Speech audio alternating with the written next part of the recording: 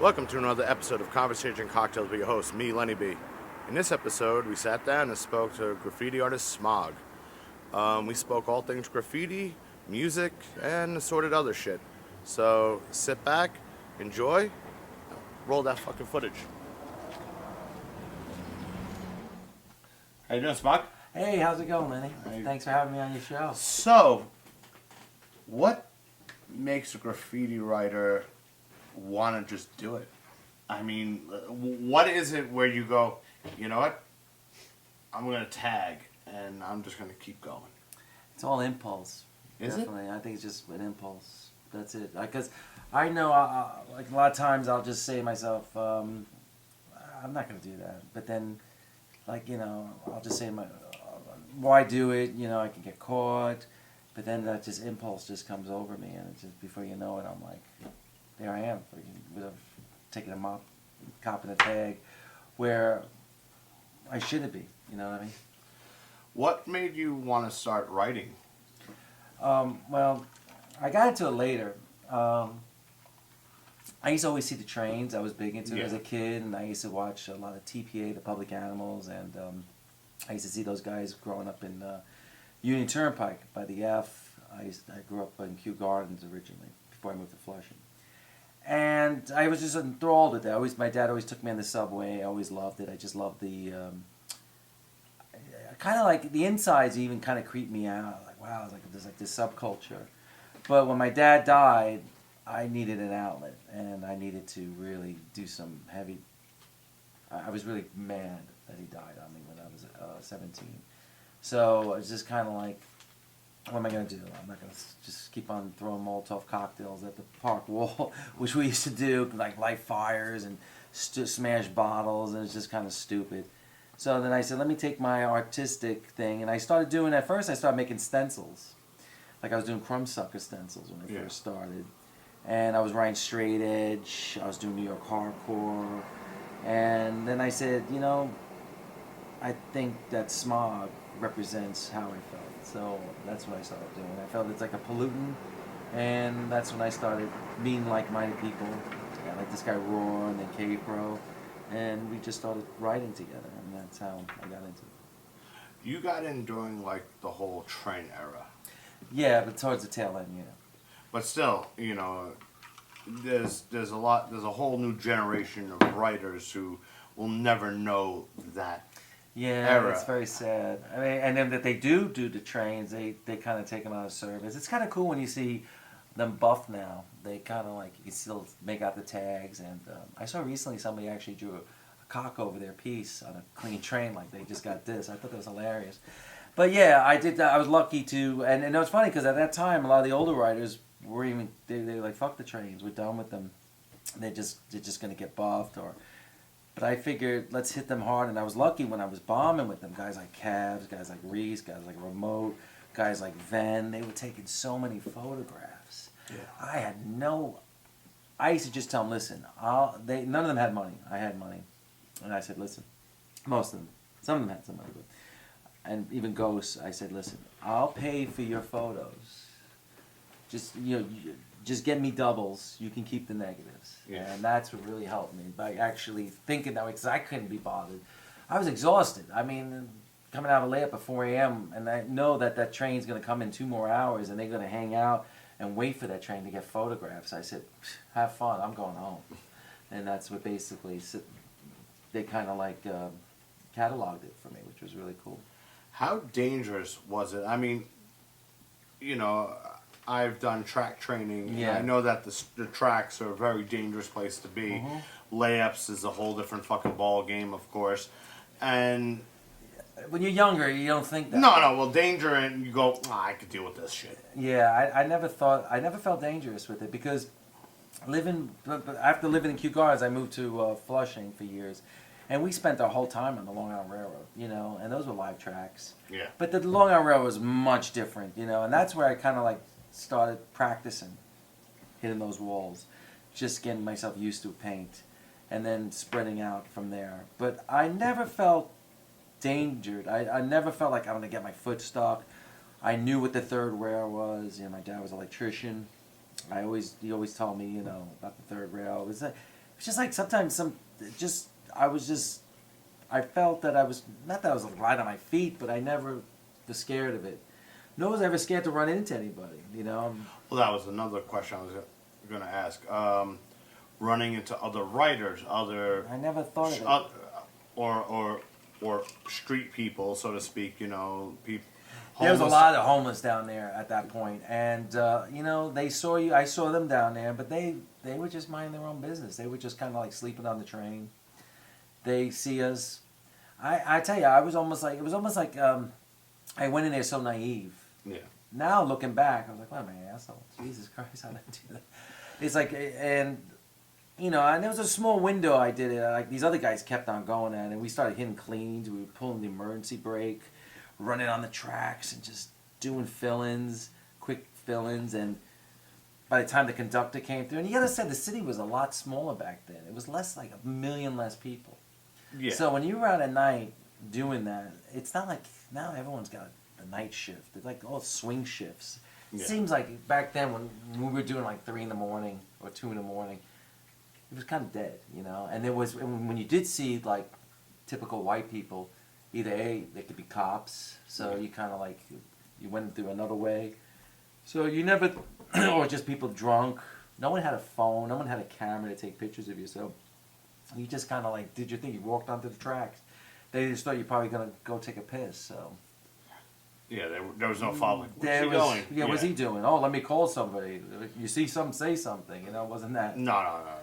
Back then. Well, I mean, back then New York was a whole different set of rules. You know, it really was. I mean, cops had their own shit. Yeah, and especially depending on what neighborhood you were in, you had different. You know, you had neighborhood cops.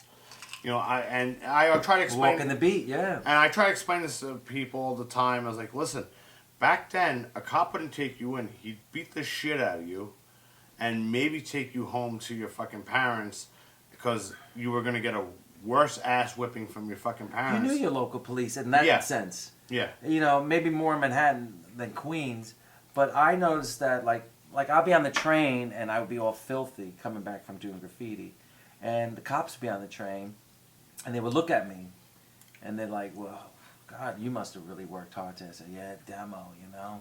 Oh, and they would feel sorry for it. They'd give me like a napkin to wipe my face. You got dirt all your face, but little they know it's all train dust. My hands are covered in paint, but they're just too busy looking at my face. And I was always quick to answer to them, you know. They never has me. I remember one time getting pulled over by them, copping a tag in the street. They're like, "What the hell are you doing?" And I'm like, "I'm writing my girlfriend's name. She works in this building." And they're like, "Get the fuck out of here." And that was it, you know. Yeah, nowadays. Because they were here because they were more interested in like, they were Vice or something. They were more interested in making a drug bust, you know. Yeah, well, graffiti I think was on the low end of the totem pole. It wasn't no broken windows, Giuliani stuff. Well, that's before broken windows. I mean, I think they had a lot more. Cunt. Yeah. There was a lot more going on in New York at that point. You know, you had the crack bomb had dropped, and that was everywhere. That was everywhere, and that was taking a lot of people with it. I'm gonna suck your dick. I'm gonna suck your dick. That's all you hear. Everywhere I want, I'm gonna suck your dick. And I'm like, ugh. Jesus, leave me alone. It's true though, because like zombies coming up to you. It's like Walking Dead. It was really sad. It was amazing because I grew up in a projects on 93rd Street, so a lot of everyone always tends to fucking think of crackheads as black guys. They're everyone. They're everyone. They could be anybody, anything, and there were guys who would be successful at life to a certain degree. They have a real job.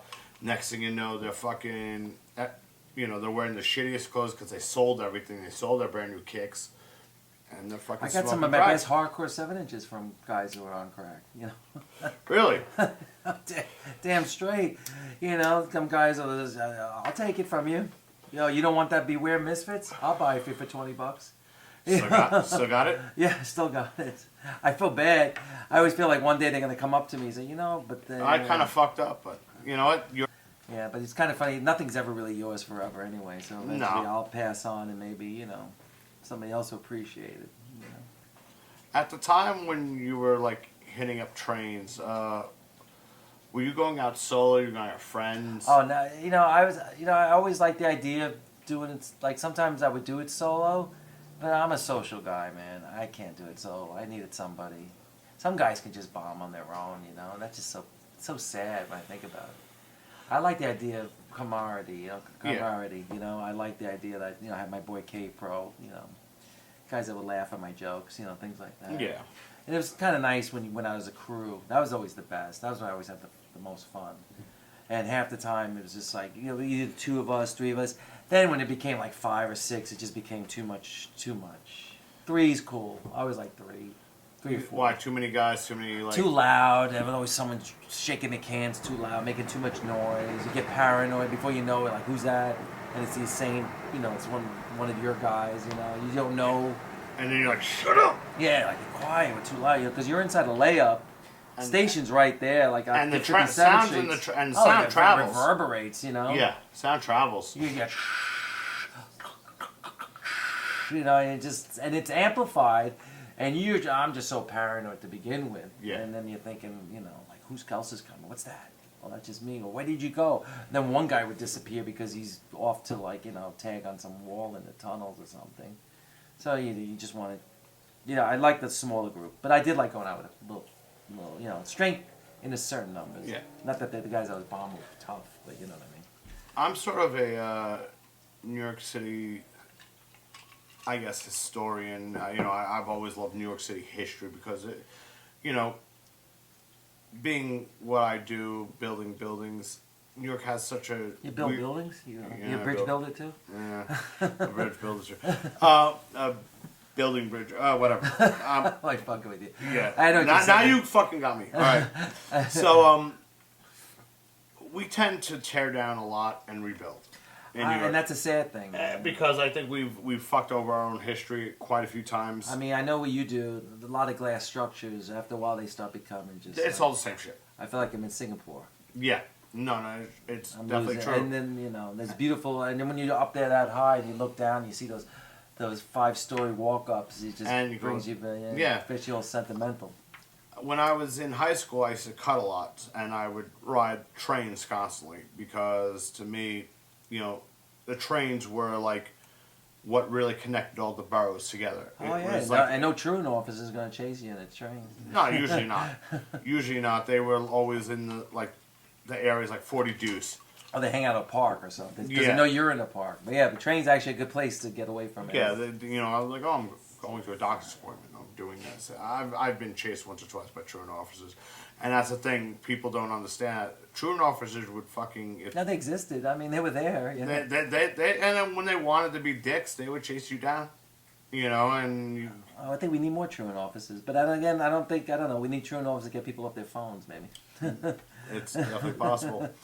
But when I was traveling around and looking, and you know, then I started studying like track maps and things like that. Oh, and cool. I started realizing. Yeah, I like collecting maps, especially train maps, old train maps. You start realizing that there's so much more going on underground than what people really know. Oh, we got the best train system in the world. You know, I mean, think about it. Think of all the people we bring. Think about all the. And it's 24 hours. It's just nonstop. Some of these trains end certain time. Usually the ones in London, I think, end at like midnight, 1 o'clock. I think the one in DC. When does the one in DC end? It depends on the day. Like About. Well, 11, 12. 11, 12. So fuck that, man. You We're know, 24 hours, man. Yeah. And everyone gives them a lot of shit because obviously we're just not capable of handling all these people now. That's what the problem is. Well, we have an extra couple million. I mean, everyone says, "Oh, New York's 8 million." It's like, try 10 million, motherfucker. It's getting really bad, you know. And I'm sitting there man-spreading like anybody. Get my seat. Yeah. I tend to tap off my jacket and get dusty. Oh yeah, it's always good to go. Yeah, I make sure I'm not clean when I sit down, just so I can get.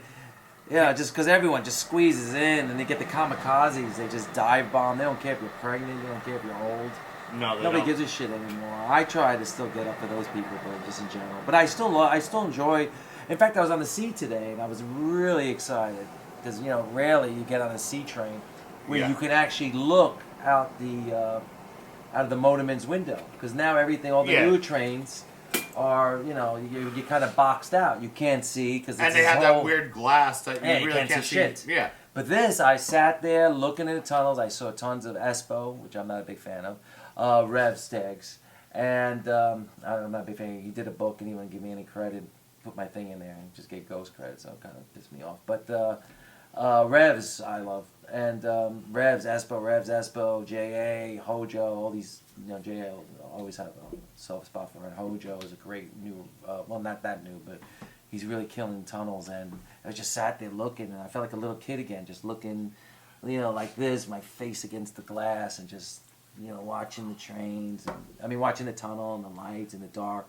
Just coming at you, and it's brought back so many memories today. I remember. I just wanted to stick my head out the window and smell. It's funny that you say that because when I used to do the same thing. I used to put my face against the glass in the front and look out the, get the motorman's view, and it would always be, I would always see the same 2 or 3 tags, and it was always either Sane or Smith and RD. Yeah, especially RD on the east side. Yeah, RD was like, I think RD was, he was like the king of what's that called? Sutton Place. I always used to think, that area in Manhattan, 59th Street. Yeah, he's originally from the Yorkville area. Yeah, Yorkville, but I always thought he was like everywhere in Sutton Place, and I always thought, what a Richie area, because Sutton was always and even RD everywhere. And when we used to go to QPs, remember QPs? Yeah, of course.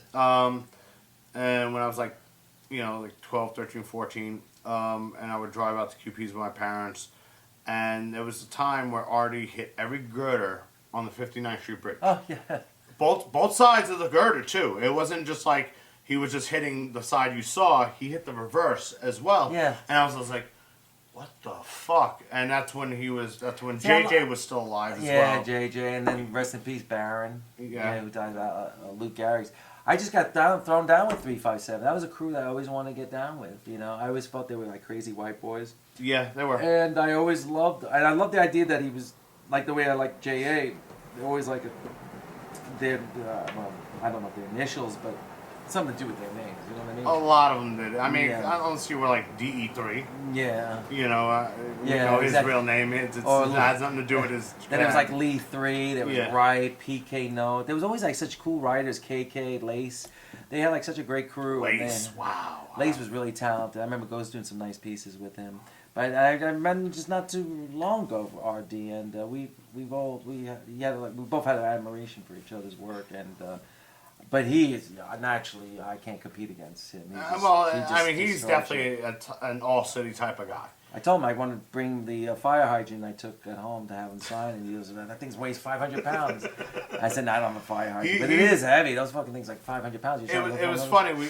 I just went to go see my mom up in Yorkville not that long ago, and we're driving back to the 59th Street Bridge, and there's a bunch of construction barriers, and I'm like looking at the construction barriers, like, man, fucking Artie's still fucking going. Yeah, I think those. I think he's. I don't know if he stopped because he got in trouble. It's hard to say. It's kind of like you don't know if it's old and new. I mean, God bless him. I mean, he's someone that still brings a smile to my face. And there's some new writers that do bring smiles to my face. Not so new. Like Post. This guy's really talented. I think he's great. Who else? I'm trying to think that I like. There was one dude who just got busted recently and got like charged with like $1 million worth of vandalism. Oh, Dessa. Dessa or Deemer? Oh, Deemer. Dessa was around the 90s. I wasn't looking at it in the 90s. My hat's off to him. Him and Zeus, they really killed a lot of shit recently. But I think they were just being silly about it. I mean, they're just building up a case, and they eventually get caught. That's how it's like now. They take photographs, That's why it's really tough for a writer. Like, I would love to, I think about it sometimes. Maybe I'll do something like, write another tag, like, I don't know, like Shirley Temple, like what I'm having right now. And say, but that's not my name, so it sucks. Like to have another moniker, just so I can do it on a clean train. And I can see Dessa's dilemma because Dessa is Dessa. He just wants to write his own name. Yeah. There's only 4 letters in my alphabet, and it's SMOG sometimes. Yeah. I don't want to write other, Well, there's so many. There's definitely like for instance like Revs. He went through several. Yeah, Revlon. Yeah. Which was always, I thought it was like such a bizarre, I was Revlon. I was like Revlon. I was like, it's some cosmetics. I remember when him and Cost just kind of like in the late 80s, early 90s, they just blew the fuck up. They had that dial joke, right? Yeah, they had the fucking phone number. And I remember I was working in an ice cream store on 78th and 1st at the time. And that's when they Oh, had you're the like middle. Henry Rollins. Yeah, Ice yeah, Cream but not as talented. star. Much more talented, I think. Or maybe, I don't know. Fuck them. And the middle finger silver stickers came, cost revs, and that, and it appeared on every Don't Walk sign, all the way up First Avenue, both sides, and then Second Avenue, and then Third Avenue, and Wag. Yeah, I mean, and those guys, it's almost like they swept the neighborhood. You know? yeah, they I gritted guess out. they walked around like they were like I don't know, probably dressing up like they were working for the city, like or putting up movie posters. I would imagine. Because I mean, especially on Houston Street, because they really destroyed fucking Houston Street. Oh yeah. Like I mean, there was. I give it to them because that's where all those horrible new assholes come out. Those like Banksy and fucking Obey. Speaking of fucking Banksy, what do you feel about like a Banksy? Oh, I think it's horrible. I think it's these rich people that have so much money they don't know what to do with their money anymore. That they're willing to buy a shredded Banksy. Like why? Do you think Banksy really started not so much on the making money, just like how he had the same intention that so many other people had? Well, I don't know. And people, because some of his work is protected in England, like as a natural part of their like landmarks. Yeah. Retarded. And I'm like, really? I was like, I'm not a fan of him. I mean, I saw that exit through the gift shop. yeah. I mean, Did you see Banksy versus King Robo? My friends told me to watch it, but there's so many other things I'd rather watch. I'd rather watch Crazy Eddie on YouTube. You know what I mean? But I didn't watch it. No, this I find graffiti sometimes like a lot of it like Freddie's book, for example. It's a great book, right? Yeah. And it brings me back to like my childhood, right? But it sucks to like live on my past laurels, you know what I mean? Sometimes I'd rather start doing, some newer stuff, right? So a lot of times I'll look at new graffiti and then I'll start feeling like that shit, like, I don't want to look at it because I feel like I'm going to start copying it, you know what I mean? Like, you ever listen to some band sometimes and you just don't want to listen to those bands, you just rather have the stuff come out of your head than have, you know what I'm saying? Like, you come up with your own riffs. You don't want to realize, oh shit, this riff sounds too much like AC/DC or something. Well, unfortunately, everything's basic. I know chords. There's only 12 notes you can play. It's just a combination of how you do it, the attitude you do it in. And I guess you could say it's sort of the same thing with that, But the graffiti, see, to me, it's like, I don't care if it comes out whack. At least I try not to copy anybody. So it's tough to watch these sometimes graffiti movies because sometimes I'll just like, ugh, gee, I can't compete, or like I'll just like throw in the towel. Some of these guys are so good, or some of them suck, and it just pisses me off. I was saying the other day, to me, graffiti is just like defecating, and it's just for me, it's just like a good shit. I wipe it, I flush it, and that's it. I don't even look at my own stuff half the time. I mean, I do it. I appreciate like people that buy my stuff and they put it up on their walls, and I think it's great. But honestly, I let them enjoy it. But me, I can't just go back and like, oh yeah, remember back K-Pro, we were in '87, we did this. It's nice to go to it, but I mean, I feel I hate living in the past. No, as a musician, I sort of can relate with that because there's so many bands I've been a part of where I very rarely go back and ever listen to old stuff I did. If it comes up in a shuffle somewhere, I go, oh shit, and then you automatically get like the memories of like, I remember recording that, and that's how I kind of think of things. I don't really dwell, I'm sort of like I guess an Ian MacKay-ish person where, well, what's the next thing? Yeah, that's how I feel sometimes too. What's the next that's thing? what I like to do. But I'm a family man. I got a job. I got a career. Yeah. Like, I listen to Kes 5. I think he's dope, Kes 5, and I mean he looks like a dope addict too at the same time. But he's you can't compete. He's talking about these guys. They all got 401ks. They all got careers, and he's just dedicated to graffiti, and God bless him. Yeah. I wish I can if I went that route, but then I wouldn't have my 3 kids. I wouldn't have a wife. You wouldn't have your job. I wouldn't have anything. I'd be Yeah. with a shoebox, rocking paint. But there's certain choices we have to make. But I do like when I listen to music, like hardcore, like like listen to like Malfunction or something. It'll just bring me back to that place of being in the tunnel, or I'll listen to something like Antidote, the Real Deal. Yeah. And I think of like RD, Wake Up to the Real Deal. I think about going out doing graffiti, the Crumb Suckers, just some music. Like music, to me, anything. Music always brings me back to my past. Even I fucking like Kiss. I'm a huge Kiss fan, and I'll listen to still listen to Kiss, and brings me back to being 8 years old. Getting into Destroy with us first. Oh no, I know. That's what's great about music, more than anything else. And sometimes the smell comes by. I'll get a waft of like a train dust or something, Yeah. and it'll just bring me right back. But to sit there and like I talk to some of these riders, and they're like, "Yo, these riders don't know, man. They don't know." I mean, what are you gonna do? It's like every generation telling me, like the hippies used to tell me how you don't. When I remember buying Sabbath records in the '70s, the guy in the record store was like, "Why are you buying Black Sabbath, bro? They're hard, why buy this? Listen to Cream." I said, "Fuck you and Cream. I don't want to listen to Cream. I want to listen to Black Sabbath. Yeah. This is what I want to listen. I want to listen to Cream." I mean, granted, as I got older, I did like Spoonful. I started getting into them. Yeah. But at the time, I want to listen to Black Sabbath. Fuck you. I want to listen to thrash. I don't need you to tell me what's good. You don't know good music. Hendrix is good music, What was your first concert? Straight up concert? Straight up concert. Arena, whatever. Oh, I went. My first shows were. My brother was 5 years older than me, right? And he went to go see the Ramones at Central Park, and I couldn't go. My mother wouldn't let me go. Woman Rank? No, it was like 79. I don't probably Woman Yeah. I think they a Schaefer presents at Woman Schaefer, Rank. yeah. So my brother Yes. went with his friends. I was pissed I couldn't go.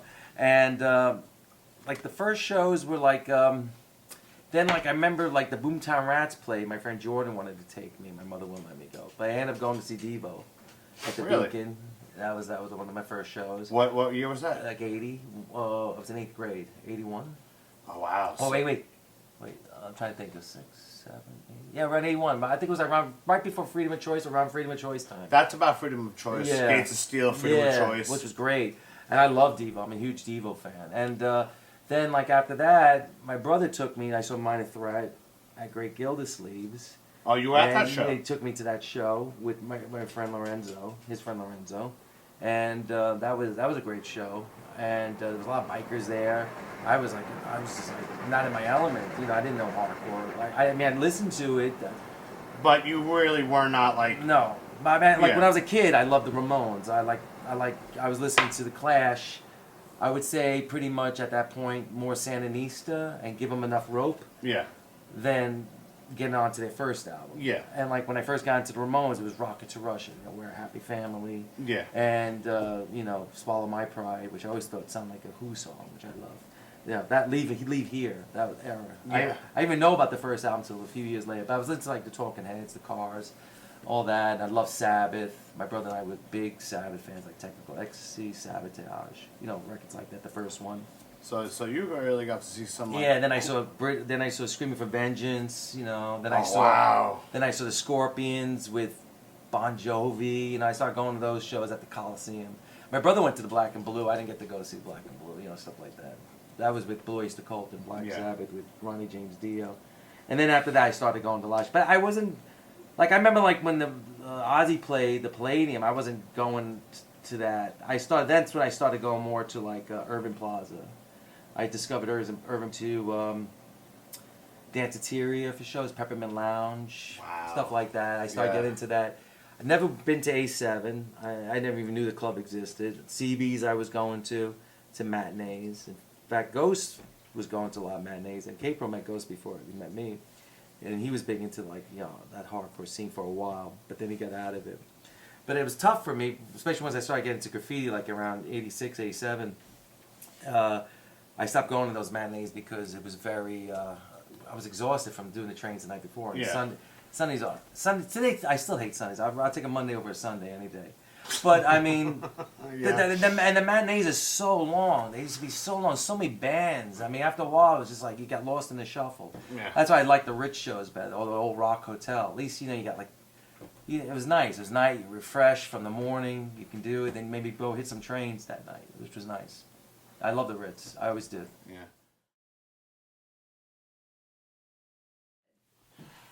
Well, first off, I just want to say... See this here, Slay? Remember him at your show? Yes, I do. A real cool guy, right? ACK, Ack. Remember Bill the Cat? Ack. Yes, Right? But I think it's there for All City Kings. But I remember watching a video from that show. And he's dancing. He's like, he's coming out. You guys are playing. He's like getting in. All of a sudden, your wife just comes out of nowhere. And I ain't never seen a woman dance so hard in my life. She was doing like friggin' mule kicks. And he and everyone else scattered. All these like tough little, let's Bridging Tunnel, let's get down and dirty mosh. Your wife just put them all to shame. Yeah, she she could throw with the best of them. I know, and that's You good. thought the best That's of very them. intimidating. But I just wanted to bring that up. Speaking of hardcore, right, and graffiti, right? Yeah. I want to talk about, first off, how Style Wars kind of made the connection between hip hop and graffiti when it was so much more than that.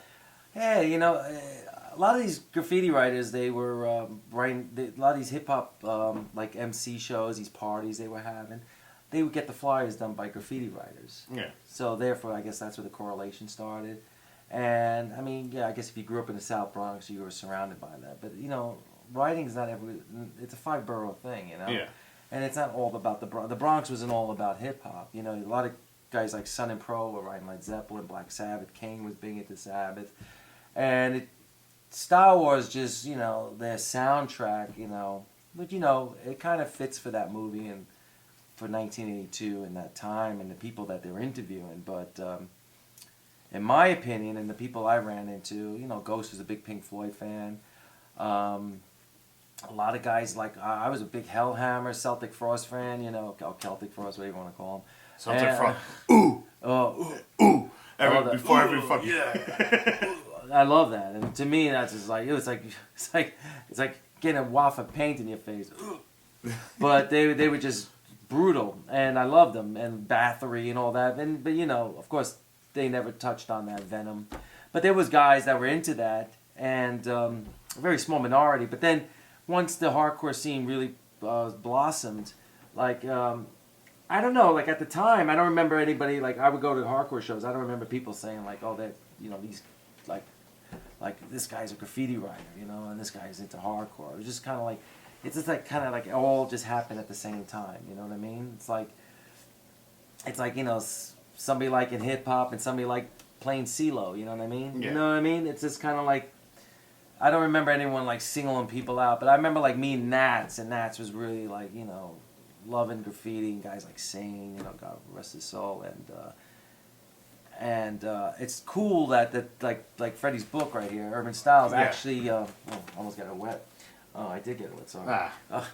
But like, you know, he actually touches on hardcore and graffiti, New York during the '80s, booming show, and I mean booming shows and booming time with graffiti, you know, and. It's nice that he did that while, you know, Star Wars was just, you know, gazelles and kangos and b-boys and, you know, kids beatboxing and rock steady. And I just don't want to know it anymore. I mean, I'm not into that. I kind of found That's it just funny me, when it took me a couple of years after that came out to realize that PBS put that out. Yeah, it's I kind was of crazy, like, right? that's a fucking PBS thing. Public really? broadcast. I was like, so if I donate, I get a tote bag and shit. You get a nice know what I mean? PBS tote bag, yeah. A nice brown 13, Channel 13 tote bag. Oh my god. Or, you know, like this old house. Wow, I haven't thought about that in fucking years. What next? 3, 2, 1, contact. Electric Company, Zoom. I used to watch all that shit on PBS. PBS was great. We only had 13 channels. Yeah. And then we had U68. Do you remember when Agnostic Front was on U68? Roger plays. I think Roger plays guitar. And he does sing Victim in Kabula Pain. plays bass. Yeah, it's kind of crazy. I think that was on that was the Uncle Floyd show. The Uncle Floyd show. That's right. The Uncle the Floyd Ramones show. were on the Uncle Floyd show. I actually remember the Uncle Floyd show because I was like, when I was, I don't know what age I was at, but I would just, a certain time of day I would turn on whatever channel was on at the time, and like this is just slightly adult humor, but in a childish way. Like Soupy Sales of our generation. Soupy Sales, yes. He used to live in Murray Hill. I used to talk to him all the time. His kids are actually wearing Tin Machine. Yes, and The they were Sales also, Brother, and Biggie they Pop's also. I used to talk about his kids all the time. Hunt and what was the fucking other kid's name? The Hunt Sales and the drummer and the bass player. And they played. They played in Bob Welch's band. They played around. in the Iggy Pop band. Yeah. They played Lust for Life. They were on Lust for Life. You know, Great musicians. Yeah, I used to talk to him about it. It's crazy though, you know. And I told him because he got it off the air because he sent $5. He told kids to find presents in your dad's wallet, like you know, Abe Lincoln, and send it to here. And that was the end of his career. Yeah. But it's funny that like U68, remember the Power Hour on U68? They used to have Metal Hour. They used to have shows like I remember watching Boy Vod's video. Razor was on U68. They used to, I think, have the L'Amour's commercials Yeah, on L'Amour, U68. the rock capital of Brooklyn. Remember OPEC Sid? Used to call up to find out for shows. I do remember OPEC Sid. That was great. I do remember OPEC Sid. Fuck read the flyers. They call OPEC Sid. Tonight on Anthrax, you'll see Youth of Today with Super Touch. You know, it's like, That was come all- down and to CBGB. Then you had Public Access, too. And, Yeah, Public Access was great, fuck, too. there was some fucking...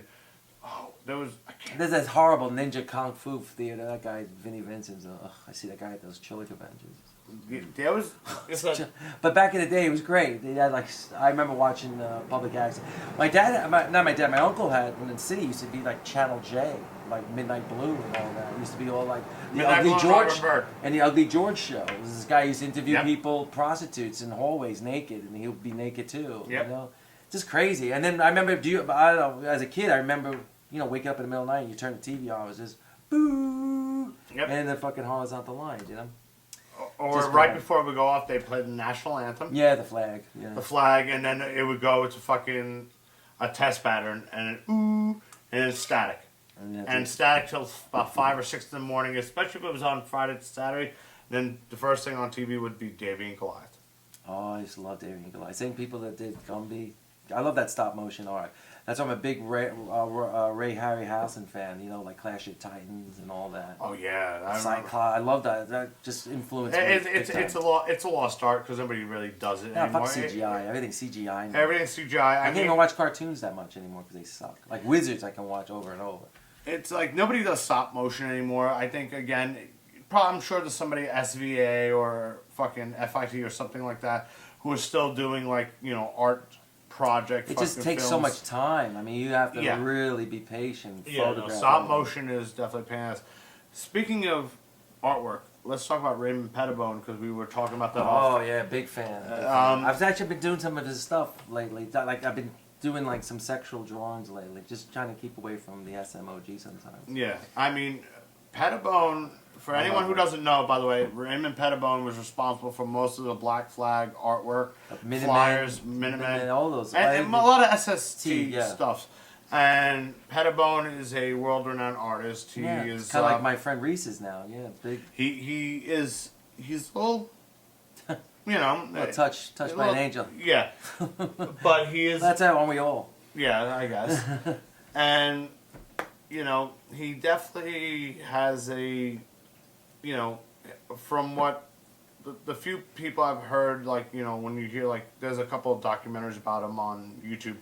And you'll hear like Keith Morris talk about him, you'll hear Rollins talk about him, Dukowski talk about him, and he would just, every day he would just sit there in a chair and just do pencil drawings, throw it in a pile, another drawing, throw it in a pile. But he's great because he does what he wants to do. Like Yeah. everybody loves a handsome killer. Remember that? Like he did that drawing. Or he'll draw like a bunch of like Nazi Manson children. or Manson on the cross. Manson on the cross. He did a lot of Manson drawings. Yeah, actually, for a while and it's there. kind of cool. Like he'll take like Pope news or Pope fiction stuff that happened, especially where he lived in California. That must have been like detrimental to his growing up, like the Hollywood murders. There's Yeah. the hillside killers and all that, and he makes it into art. And Well, they were from Redondo Beach originally, I believe, and I think their dad, from what I remember, was like a college professor. There was a few kids, if you had fucking Greg Ginn as a fucking brother, you probably... well, I meant like Henry Rollins' book, like Get in the Van. He says how he lived in the shed and how hard it was, and he said I heard it was like a finished shed, because Henry Rollins is a blowhard. Well, yeah, I'm tired of him being the fucking hardcore, freaking commissary. Every time they talk hardcore, Henry Rollins has to be there. Yeah. Fucking guys just worked in the Haagen-Dazs. He never did any other jobs. I love his solo stuff. I would love him to do Burnt Beyond Recognition, Hard Times. yeah. I would love him to do X The Line early Tamer. Rollins band stuff. I would love him to do X Yeah. Line Tamer again, the Wire cover, which is amazing. But now he just does these stupid stand-up. I mean, I don't need. Come on. I mean, I guess he's just getting too old. I don't know. I don't think he'll even tour anymore. I don't know. No, he goes out there. He does like a slideshow thing now, and like a travel. Like this is what I did. These are the pictures I took. Here's the stories involved. See, I'm more of a Dez fan. I was a big Dez fan growing up. I liked his era of Black Flag. I think he was the best era. I actually Six like. pack. I think. Yeah, I actually wound up liking Chavo a little bit because he was only in the band for like about 6-7 months. Will you And- listen to Everything Went Black? You're talking about when you Yeah. listen to that. Yeah, and I think there was a 7-inch with him on it, and he was in and out of that band so quick. I mean, the only thing with Chavo is he was on the decline of Western civilization. Yeah, gave So him he a got notoriety, yeah. they gave him that pop. That was like what's I'd rather watch the Metal Years than that one. the Metal Years It's is more fun, I think. the Metal Years on that series is definitely it's weird because L.A. I don't want to see Alice is doing it. I mean, it's just like. Oh, the Alice Bag Band. No, whatever. Yeah, I remember that. It's like, Or Catholic Discipline. no, it's not like horrible. Although The I did like Germs. X. I did. X is great. X is Their great. first album's amazing, but the Germs I never got into. I never understood the appeal for the Germs. They Just were- like I never liked Flipper. I never understand the appeal of them. I'd rather listen to Butthole Surfers. I'd rather listen to the I Residents. think with Flipper, and occasionally there's mornings where I'll throw Flipper on.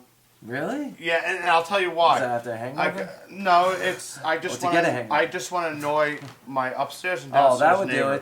do it. You know, I just want to fucking get the like the banging on Like the Freddie fucking, hooked me up with some band of urinals. I couldn't get that song out of my head. It was hard. It was so bad. So no offense, Freddie. Yeah, no, Flipper is an acquired taste. There's a lot of bands that are acquired taste, so Flipper is definitely one of those bands. Like I like those amphetamine rectile bands that were around for a while. Like the Cows. Remember they were big. When hardcore was kind of like that was like the new thing happening in New York. Like Helmet, The Unsane. Oh yeah, it was loud, heavy, and in your Yeah. fucking face. Like the Melvins. I always liked them. You know. Yeah, the Melvins, I kind of got out of. There were a couple of Melvins records I liked after Stoner Witch. I just stopped fucking caring. Shirley Temple's. I'm having a Shirley Temple. Shirley Temple's daughter was the bass player. Yes. Which is kind of cool. Yeah. I don't, Eat although, your lollipop. however, though, from the word on the street, from what I've read and what I've heard through interviews and things, because the YouTube rabbit hole, you just fall into it. Oh, I like that. Where you go. My wife always says that to me. There you go, falling down the rabbit hole. Yep. And now you're like My 20 Thomas shirt's video. on. Yeah, you're Every- 20 videos in, and you're just like, what? How did I get here from there? I don't even understand what the fuck I'm watching anymore. I'm watching Stolen Valor. Yeah, Another guy, Stolen Valor. it's like You never served in the armed forces. I'm like, how did but I end up with this? I started with like a Target fucking That's video. Target video, thing. a crucifix, and I'm there I am with Stolen Valor. Yeah, how It's did just I get amazing. here? But it's funny, you just can't help it because it just goes. I don't know. It's kind of like, it's almost like channel. It's like channel surfing.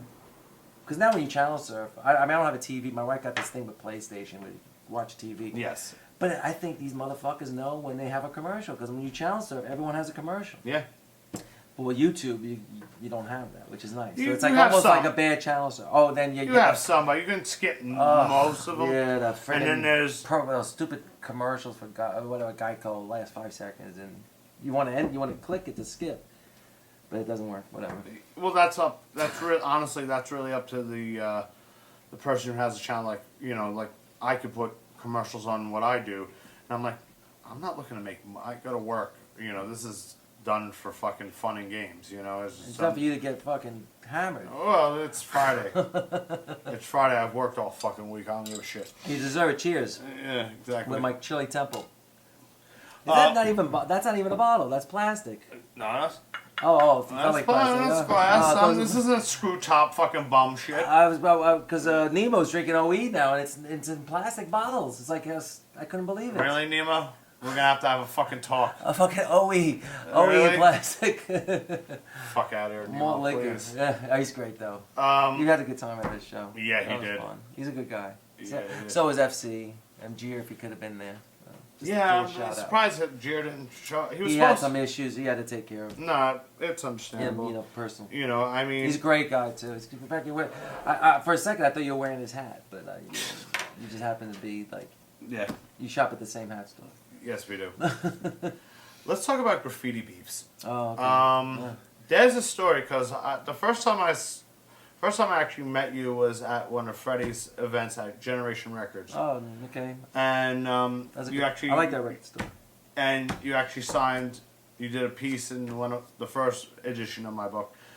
And, yes, Freddie, I bought a second one because I just I have to support. Well, Revs is in the second one. Well, you know, the interview with Revs is and definitely. You got ink. You got a lot of tattoo Yeah, artists, and it's really. This is how I'm not trying to blow smoke up Freddie's ass. I mean, it's a lot better, well done. And the pictures, the way the pictures came out. I thought he took me out of this edition, but he actually kept me. No, in. he kept you. He kept you.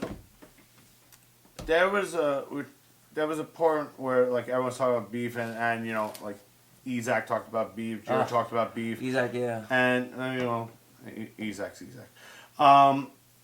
There was a thing you had beef with Cope and PJ. Yeah. And I do remember. I don't remember seeing Cope as much, but I saw PJ. Cope was up a lot. Yeah, but PJ, you probably I hear him saw, a lot from Star Wars. You know, he's kind of like infamous. Yeah, no, PJ I remember seeing a lot because I wasn't that far from the East River houses. Oh, okay. And he tagged all over the fucking East River houses. And every time we went over to Randall Ward's Island, we had to go 103rd Street Bridge. And he had all the fucking things along the promenade. Just tags or fill-ins? These big PJs? No, fucking big... Big solids? Yeah, big solids. So you want to know about the beef? Well, the beef started with my crew, RIS, at the time. And what does RIS stand for? Rockin' in Style. Okay. Which is funny. It's like it's actually Laws's crew. Ghost took over it. And it's actually like a breakdance crew, if you think about it, Rockin' in Style. Because Laws was big into b-boy and breakdance. Yeah. But then became Revenge is Sweet, Rockin' and Suckers, you know, other acronyms, you know. Yeah. And I know like MPC had beef with Cope at one point, and there was Quick KD. They were KD, like I think Kids Destroying. It was Cope, Quick, and Quick was not the original Quick, RTW, which I find it so weird that somebody would actually take that tag. Well, Quick is like one of my all-time favorite writers, but he's dead now. Rest in peace for this guy, Quick. I never knew him. I never had beef with him. I had beef with Cope. But JA and I, they started going over us. We started going over them. They were bombing towards the end of the bomb trains, and we would smash each other back and forth. And it was just like, you know, you go over me, I go over you. You go over me, I go over you. And that was it. And Ghost was in on it, Ven. And it got to the point where I think Ghost did some time at that point. And then back then it was like a graffiti hotline. Everybody had my telephone number. People were calling me up nonstop, just riffing to me, saying I'm a toy or a wannabe, just, you know, waking me up 3 in the morning. My mother always had to answer the phone, you know.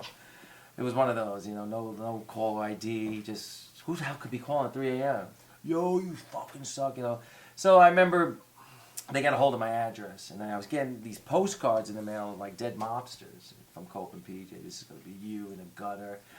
And I remember I tell Ghost about it. I say, did you save them? And I threw them out. But it's funny, I should have saved them from the start. But, you know, at the time, you don't think. I didn't think graffiti's going to blow up to anything. I just thought it was going to be, you know, just a moment in my life, and that's it. I didn't realize. eBay, those son of a bitches. Yeah, I know. Who would have, you know, back then, you know, you're getting death threatened letters. You're not thinking like, oh, you know, there'll be something called the internet in another 10, 15 years, and maybe I can sell this. You know, you don't think that way. No. You just think these guys are lowlives or whatever, sending this to me. And I'm like, seriously? This is what they're doing? They send this shit to me? So then I think Echo came to my house, and they were in the car, and they wanted to meet me, and I came out. I came out barefoot on my fucking pajamas, you know. And it was like at night, and my mom was like, the window, come on, get away. I'll handle it. I'm not afraid. I just went out, met them. They kind of like sized me up, and they're like, yo, what's up, blah, blah, blah. But before that all happened, they did fill-ins on my house, so that's what. Really? Yeah, I woke up one day, like, oh, my mom goes, there's something outside you should see. I was like, what? Did they use front of the house side? Front of the house. I had two pillars, and there was a PJ and a C coat. And I was like, oh, wow. She goes, I said, don't worry. I went in the house, got some paint, painted it. Never took photos of it. Did it first thing, because my mother was one of those early risers. Yeah. As you get older, you just keep on waking up early and early. And I went out there like fucking 7 in the morning, just painted it, and that was it. It was done. They went to Saint's house that night. They chased him, and you could still see, like, from when I was talking to Sent recently, he was telling me you could still see like the C on the side of his bricks of a Cope or J of a PJ. I forgot what he told me, but he got chased, and they came and they chased him away. They went to I think they went to DM's house. I don't know what actually happened, but they did some shit to Ven's house that was really fucked up, and Ven was really pissed about it. And they just like went on this spree. And then I met them. We squashed it. I was like, listen, you know where I live. What do you guys want to do? And we ended up just shaking hands, and that was it. You know, we didn't fight. I painted. That was it. And I just was done. I didn't want to deal with it. I mean, I could have went to fight them, but you know, they knew where I lived. I don't know. I know it just. I guess I'm more of I talked my way out of it. I guess not that I was scared. I was ready to do whatever they wanted to do. If they wanted to fight me right then and there, Yeah, but this is your family house. Yeah, it's my house. You know, I live. It's a residential area. It's not like you're bombing the side of a building. You know, it's a fucking, it's a Center Hall Colonial. You know what I mean? So didn't they try to flex on Sane? I heard they did, but the thing that pissed Ven, later on, years later, I remember Ghost sold some art. Ghost for PJ, and it was like a close battle. He's like a Southpaw PJ, but I think Ghost got the better of him, and then he ended up selling like thousands of dollars worth of artwork, and Ven never forgave him for that because he felt that we were a crew. Why would you do that? But I told Frank, listen, do what you want, Ghost. I mean, that's your business. If you wanna sell to this fucking guy, I have no beef with them anymore. It's all water under the bridge. I'm not gonna go break bread with them, but you know what I mean. Yeah, it's all water under the bridge. But I mean, he sold art. I think Ven still never forgave him for that. And it's sad because they were really close at one point. But that's what happens sometimes with these graffiti beefs. Speaking of selling artwork, because there was a point in, I guess the early mid '80s, you started seeing Keith Haring's popping up. And And Keith Haring, some people go, oh, fuck that guy, whatever. No, I got and respect. you got to give that guy respect. I do. Same thing with I always fuck up this guy's name, Jean-Michel. Basquiat. Thank you, because I always fuck his name up. I don't know why. He was a street artist too. Yeah, he was. So was Ramel Z, the guy that does Get Funky. You hear that in Star Wars. Yeah. And he's rapping. He was a rapper too. He's also an artist. He used to make like these Shogun dolls, and he used to dress like a Shogun. He ended up dying that long ago. Lino was like intern for Lino was Hess. He wrote. He was in Hemlock with Dan Loker. It's 6 degrees separate. Yes, it's nuts. But that was a great interview by Dan Loker. Thank you. I love it. Keith Haring, though, you look at it and you go, wow. Like him and... But he was more posters. He was doing on posters and walls. I don't think he did anything on trains. No, he was like a chalk artist almost at the time. Like he would get He got arrested too. Yeah, he did his thing, and same thing with Jean-Michel, because, now his works go for millions of fucking dollars. Like, I remember Lars and that stupid... some kind of monster. And his... He was like, yes! Like, he was so excited that he saw his paintings are going for $8, $9, $10 million, and you go, this guy just was like, whatever, And he had a lot of nice style.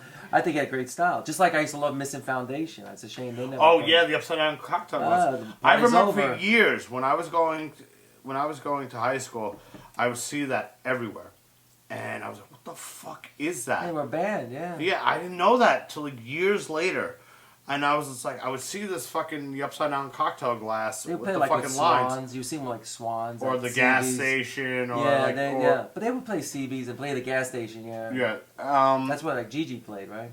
That was his last show.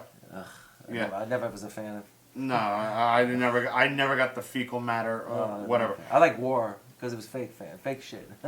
I love Gore; they were great. War was fun.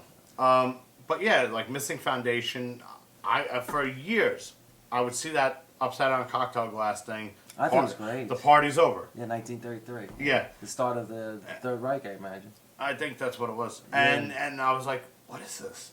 What is it? I see this everywhere. And it was always... I love how it's like, they used to sell like TikTok. Like glasses tip of... It was always on the back of fire call boxes. Yeah. You That's see them everywhere. That was it. Champagne, martini glass, I guess. Yes. And it was perfect, like, size for that. It was like, wow, that's ingenious. If you think back then, I mean, like, people were focusing more on trains, and it was all like, it was more like, I mean, you had the hot crew that was bombing the Lower East Side. A lot of us wouldn't go near that. Shem was like, Shem TMR. I got my hats off to him. Wherever he is now, I think he was living homeless. I still see like photos from like squats in California. He was living there. He was like the first one to go out and fucking bomb the Lower East Side. He got beat up by Ray from Warzone for hitting the Pyramid Club. You know, just to show you that, you know, and he had such a cool, unique style. He was like one of the first guys to actually go to that area where, you know, you gotta understand, we're suburban white kids, you know, we're Yeah. two fair zones. Live in fucking, you know, Flushing, you know, Bayside, you know. And to go, you know, Avenue A, stay away, you know, B. I mean, we used to Beware, go. C. Yeah, think about it. If CB's was on B, I don't think any No, of us would be CB's going. on Barry. No, I'm saying if CB's was on B. Oh, forget about none it. of us would have gone. I mean, No, it was no. on 2nd Avenue. It was just nothing but winos. You Yeah. know, if you think about it. Barry bums. That's all it was. And I never felt threatened in that place. But once I No. started going to like B, forget it. The Lower East Side, those kids were fucking no joke, man, back Yeah. in the day. C, you know, clear, D, you're dead, you know. And I took that, it's literal. That's why I hear stories from Harley and I hear stories from John Joseph living down there. My hats off to those guys for, you know, being the Lower East Side. I used to call it Lower Earth Scum.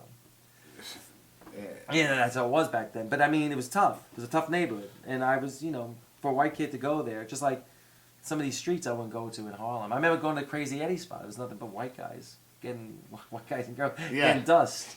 You know, it's just crazy. Here you're in the middle of Harlem. You look like you're buying tickets for fucking some Ron Delsner Ticketmaster on. And here it is, everyone's buying bags of Crazy Eddie dust. 116 in Mad. Yeah. Or 116 Park. Look, yeah, 116 in Park, wasn't it? It was either Madison or Park. I don't remember, but it was 116. 116th Street, yeah. Yeah, because a lot But of I don't do dust. I was straight edge. I tried it once, and it was Still yeah. straight edge. I have these X's on my hand. See what you did today. I can't wait. I always, like I said, when I know, here I'm talking straight. You're sitting uh, there polishing off a bottle of vodka.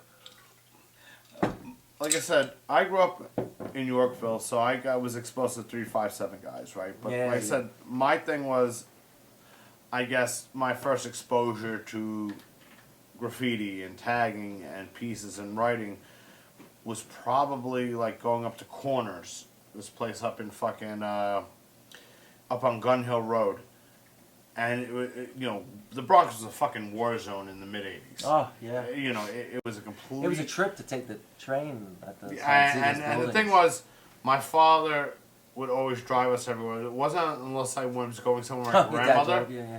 Oh, it was if I was going either my uncle or my grandmother who didn't have a vehicle at the time, we would take the train, you know. And everyone always talks about the outside of the cars. Yes. Inside of the cars I love the inside. was a whole fucking other ball game. I love you had to sit there. You had to always touch it, make sure it wasn't fresh wet. out. Yeah. But it was so dope. I loved it. It was Like no, because for guys like I mean I know you appreciated graffiti, but for me it was nice to see like these writers, people I knew, I recognized, and then when it got so bad, you just take a can of white paint and just go right over it. Yeah, I mean, I really think someone should focus a book. I mean, it's hard because most of the kids. I don't think a lot of that's documented. No, because it's tough because a lot of kids didn't go around taking photos of the insides. They were just bombing the insides, and their insides were run. It's like guys like Dole CAC and guys like Chino BYI. You know, my era. They and you know some 357 guys. They would and like Roach used to do these Roaches, rest in peace, and Bed and Wade, Kings Highway Boys.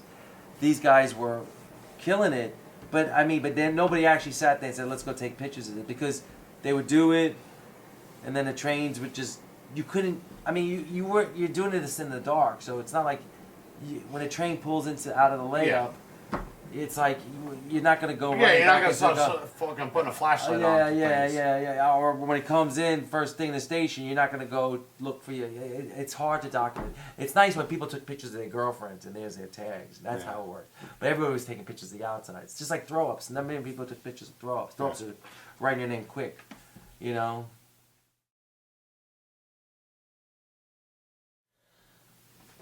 As far as graffiti goes, racking paint. Oh, yeah. Best thing.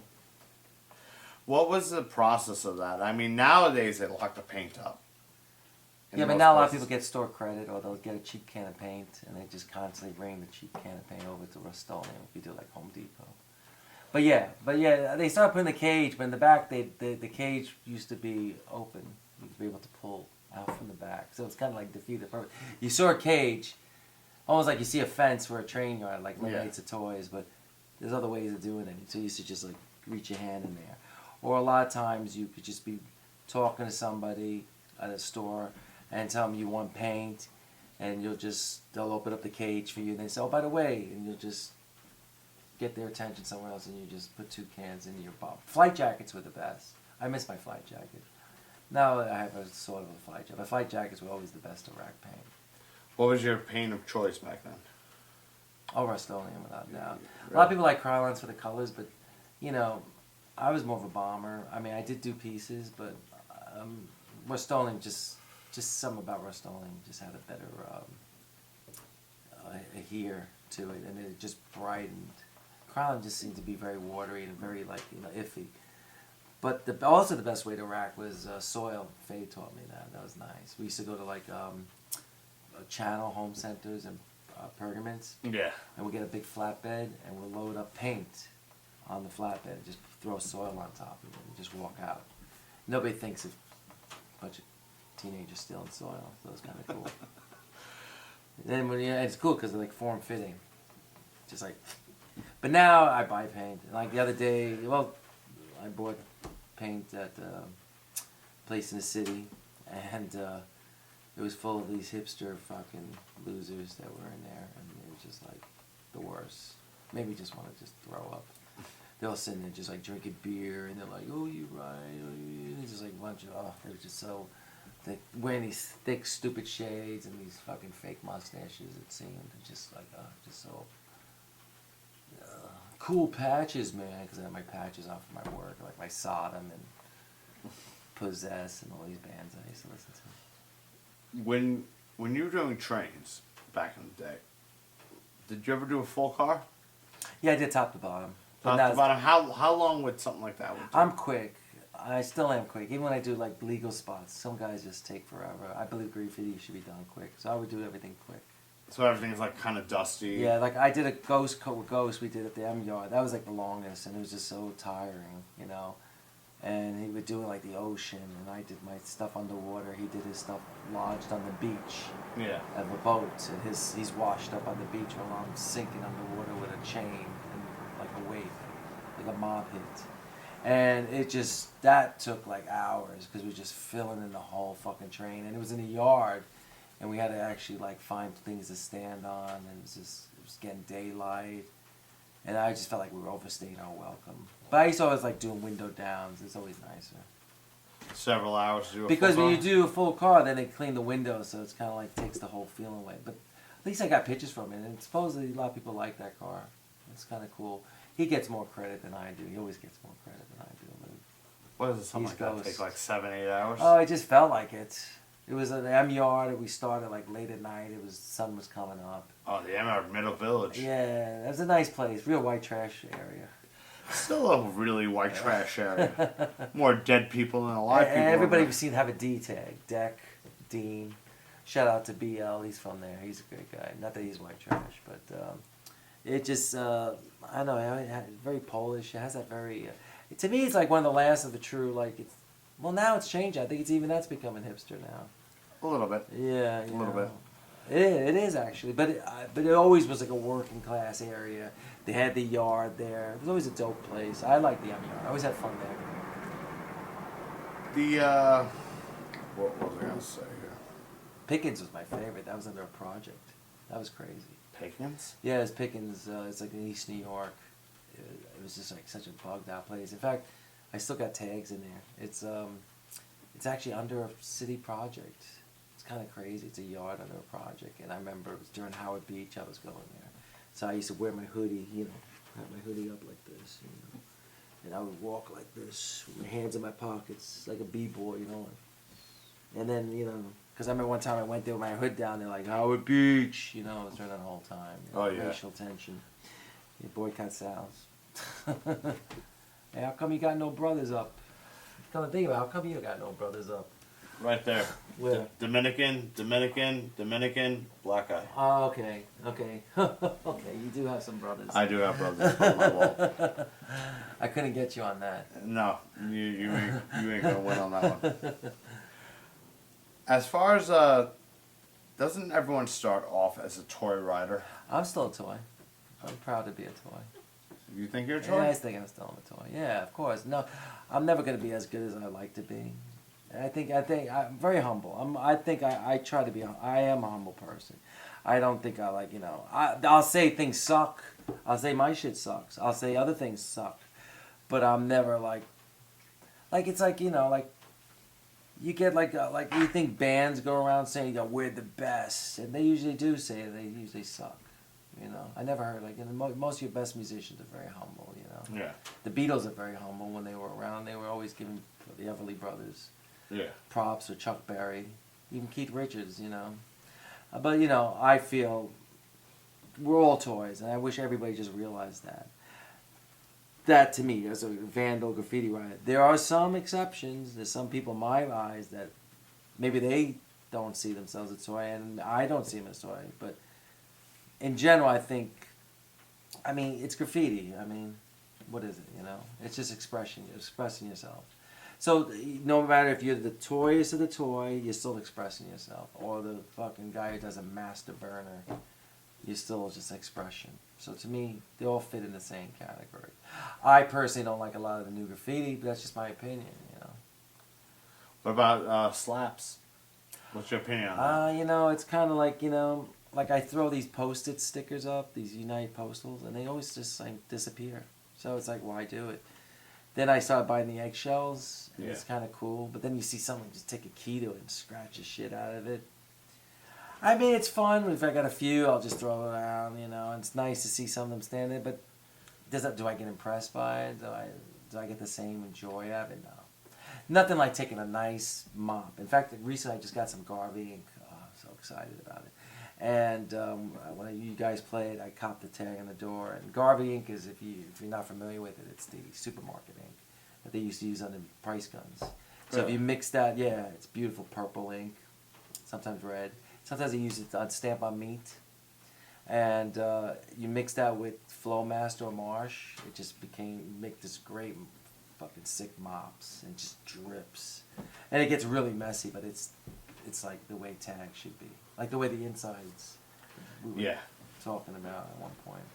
Because I still really think someone should. It's just tough. Like I said, a lot of times it's most of these guys that did insides. Some guys, that's all they did was insides. And God bless them. They were great. Bet and Wade. There's King Highway Boys.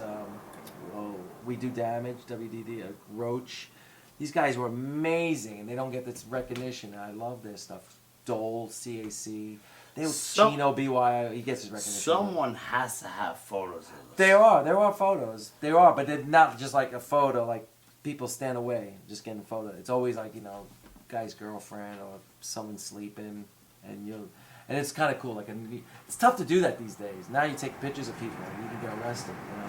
Actually, just the other day, I was going to work. It was 5-something in the morning, and someone actually tagged up the inside doors. Nice. And I was like, no shit.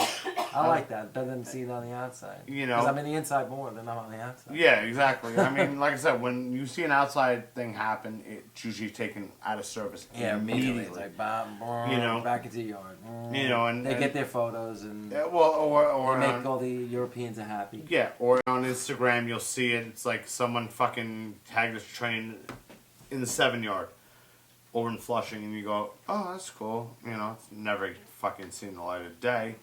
They took 1 or 2 photos of it, and it's gone. But inside, the insides, you're riding with your whole train ride. You're stuck with that inside. Was it nice at least?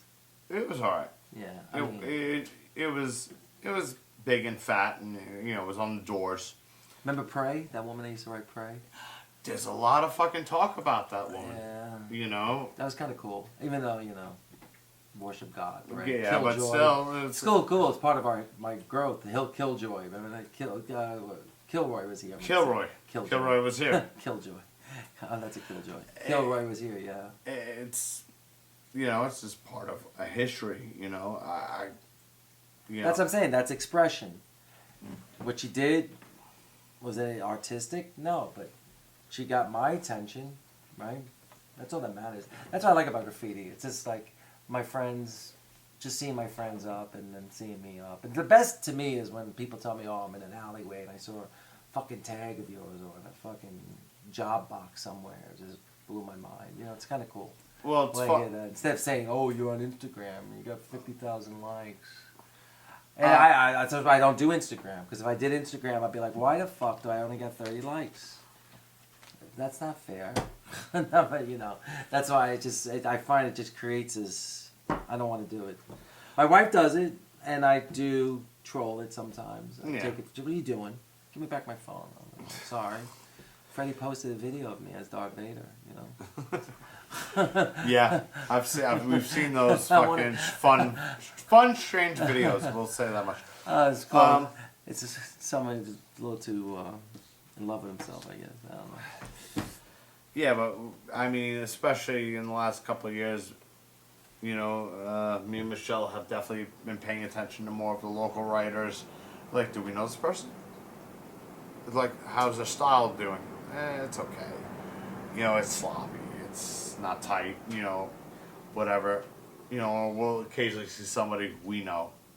Oh, that's cool. You know, we'll go, oh shit, I know that guy. Yeah, I saw a bunch of Nemo stickers the other day. Yeah, well, Oh, yeah, yeah. exactly. I He's saw. been getting around with his stickers. You know, and you know, this. I mean, look, if you enjoy doing slaps, I mean, it's great. A lot of, like, I don't like, a lot of people do slaps, like, and they get it made on a computer, and they get it printed out. I mean, it's different with Crazy Eddie. Well, I Obviously, mean, it's a band. I yeah, mean, it's you're a not going band. to sit there and fucking write Crazy Eddie and draw No, that no, picture I 1,000 wouldn't be times. doing this. Although Nemo did do a couple of fucking cool ones for us. I have a couple on my road cases.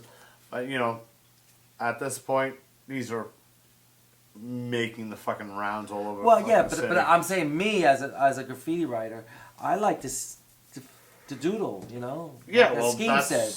that's what you But do. part of Star Wars is when he's talking to his mom. You don't doodle? She's like, no, I don't doodle. But I doodle. And that's all I do is doodle. Everything I do is doodling. And to me, I like to do my own stickers, and I like to make a new face or a new way of writing it, or write some stupid little thing. Like somebody wrote, sorry, miserable old guy. That's what they wrote about me on the wall. Well, enough known. Construction site graffiti is actually a lot of fun. I think it's funny, though. And I am a you- sorry, miserable old guy. Sometimes I'm miserable. You know, But I'm not sorry, though, for being miserable. You shouldn't be sorry. Again, I really need to push this because Freddie did hardcore graffiti. He put his heart and soul in it, I think.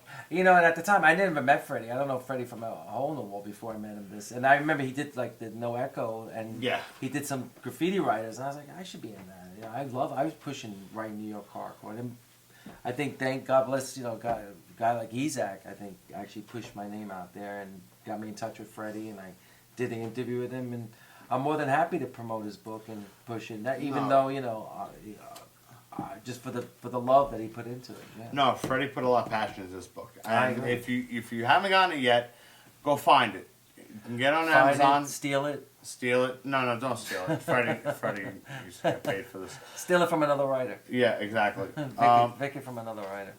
You know, the second version is great. The fucking photos are even crisper than the first. Yeah, version. I think they did a great job. Was it Death? This one is put up by Radio Raheem. Radio Raheem, isn't that from? Also? Yes, you know, Rest in peace. He's dead too, right? Porcat's house. But yeah, like I said, Freddie put his heart and passion into this because graffiti is not just about graffiti hip hop. You know, it never has been. It's got a great cover, Sane, and if you like teddy bears. Yeah, if you like teddy Bear bears, Teddy Bear made the cover. said Saint Smith. And then Hyena did the hand style. Yes, he did. Stack did some of the artwork. Really dope. Zach did this. Yeah, the back, which came out really cool. Little boombox radio. So he does do a little hip hop in it because we did use boombox. I had a giant JVC boombox, Everyone I had a wasn't- fucking boombox. but I wasn't. I mean, granted, every now and then Eric B and Rakim would come on. I wouldn't turn it off, but I played nothing but Hellhammer on that boombox of mine. Or, well, what's it say on here? Does it say Warzone? No, it says Lower East Side Crew, which is Warzone. I always thought they were better live than on vinyl. Never liked them on vinyl. And speaking of stuff, Oh, nice. Yeah, the milkshake, right? yes, Freddie Alva has his own beer. We're gonna promote that a little bit. My tattoo artist Steve Hugh did another fucking thing for That me. is really dope. I love that. He's smashing the train. Yeah. That's what you get for boiling those things alive. They come back at you. Smog, it was a pleasure. Oh man, I had a great time, Lenny. You're a great guy, and your wife's beautiful, and you have a beautiful home, and it's nice to be around all this memorabilia. I made Vic one as I'm leaving. Peace. Peace, love.